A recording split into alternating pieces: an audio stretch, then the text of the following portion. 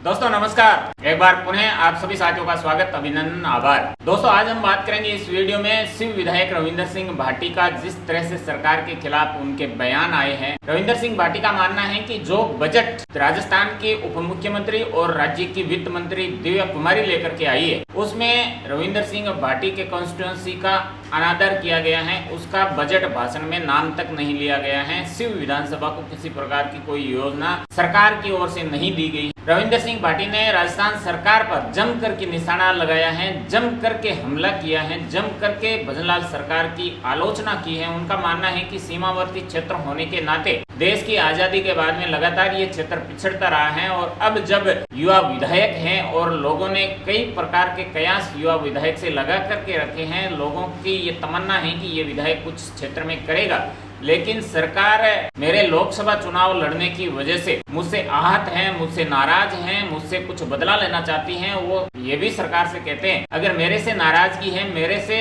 आप मुझे सबक सिखाना चाहते हैं तो निश्चय ही आप मुझे सबक सिखाए। मुझसे अगर आपकी नाराजगी है तो निश्चय ही आप मुझसे नाराजगी जाहिर करें, लेकिन वहाँ की जनता से आपकी क्या नाराजगी है? वहाँ के लोग हैं वो आजादी के बाद से लगातार मूलभूत सुविधा से पिछड़े हुए हैं। आखिर उनकी बातों को क्यों नहीं सुना जा रहा है? आखिर उनकी जो मूलभूत सुविधाएं हैं उन पर ध्यान क्यों नहीं दिया जा रहा है? दोस्तों आपको याद दिला दें कि जब रविंदर सिंह भाटी 2023 का विधानसभा चुनाव लड़ रहे थे तो उस समय बहुत सारे गांवों में वो गए थे और जब वो वीडियो फोटो सोशल मीडिया पर आए थे तो लोगों का एक बड़ा सपना था कि अगर आप जीत जाए तो हमारे गांव तक पानी पहुंचा देना, क्योंकि आजादी के बाद में हमने पानी गांव में नहीं देखा है सुलभ होते हुए। हम कई किलोमीटर दूर से पानी लेकर के आते हैं, मजबूरन हमें पानी के टैंकर के 2-2 हजार रुपए देने पड़ रहे हैं। आपको बता दें कि वित्त मंत्री दिव्या कुमारी ने लगभग ऐसी कोई विधानसभा नहीं होगी जहां से जुड़ी हुई कोई बड़ी घोषणा नहीं की होगी, लेकिन रविंदर सिंह भाटी का मानना है कि शिव विधानसभा क्षेत्र को पूरी तरह से पीछे रखा गया है। इस विधानसभा क्षेत्र का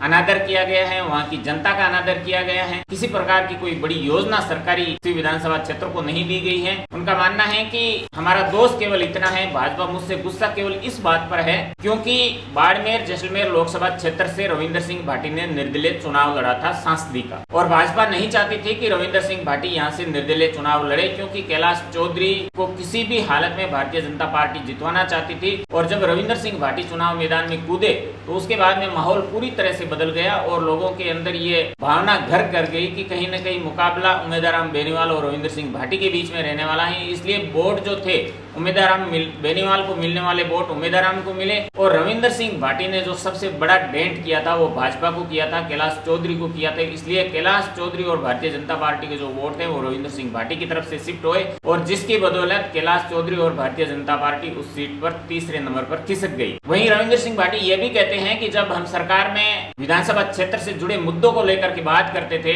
बात रखते थे, तो सरकार हमें कहती थी कि आप अपने क्षेत्र से जुड़े हुए सुझाव लाइए, आपके वहाँ क्या क्या समस्या है वो समस्या से सरकार को अवगत करवाइए, उनके निराकरण के लिए आपके पास क्या सुझाव है वो सुझाव सरकार को आप दीजिए, विभागों को आप सुझाव दीजिए। रविंदर सिंह भाटी कहते हैं कि पिछले कई महीनों से हमने भर के सुझाव सरकार की झोली में डाले हैं, कई तरह के सुझाव हमने सरकार को दिए हैं, एक मुद्दे पर अलग अलग सुझाव हमने सरकार को दिए हैं, लेकिन जब कुछ देने की बारी आई सरकार की तो सरकार ने हमें कुछ भी नहीं दिया, सरकार ने हमें खाली हाथ रखा है। उनका स्पष्ट यही मानना है कि मैं लोकसभा चुनाव लड़ा, उसकी बदौलत शिव की जनता को वंचित रखा जा रहा है, विकास कार्यों से शिव की जनता को वंचित रखा जा रहा है, मूलभूत सुविधाओं से। उनका कहना है कि अगर मुझसे कोई प्रॉब्लम है तो मेरे से आप सामना करिए, मुझे दंड दीजिए, लेकिन शिव की जनता को दंड ना दे। तो रविंदर सिंह भाटी कुछ पिछले 1-2 दिनों से सरकार पर जबरदस्त हमला कर रहे हैं, सरकार को जवाब देते नहीं बन रहा है। तो दोस्तों ये थी बड़ी जानकारी जो हमने आपके सामने लाने का प्रयास किया है। आपने अपना कीमती समय दिया उसके लिए बहुत बहुत आभार। अपना का ख्याल रखते हुए हमसे जुड़े रहिएगा। धन्यवाद।